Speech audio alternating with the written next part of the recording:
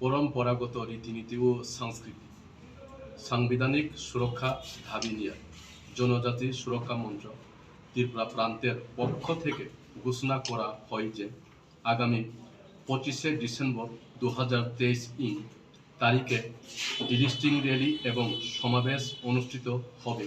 তবে ত্রিপুরা রাজ্যের মাননীয় জনপ্রিয় মুখ্যমন্ত্রী প্রফেসর ডক্টর মানিক সাহার বিশেষ অনুরোধে আমরা উক্ত ডিস্ট্রিক্ট র্যালি এবং জনসভার তারিখ পরিবর্তনের সিদ্ধান্ত গ্রহণ করি।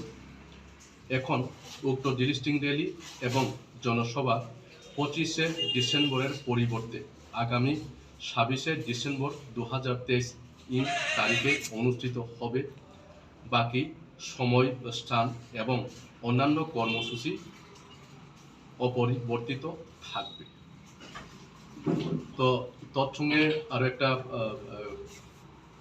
কথা বলতে চাই।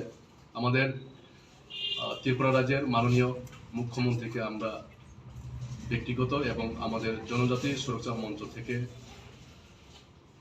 অনেক অনেক ধন্যবাদ। আমাদেরকে উনি 26 তারিখ একটা ডেট দিয়েছেন, সেই ডেটে আমরা করতে যাচ্ছি। আমরা যথেষ্টভাবে ব্যক্তিগত এবং সংগঠনের পক্ষ থেকে ওনাকে মান সম্মান করি এবং ওনার যে অনুরোধ আমরা স্বীকার করে নিয়ে আমরা আগামী 26শে ডিসেম্বরে আমরা এই পিসফুল র্যালি করতে যাচ্ছি।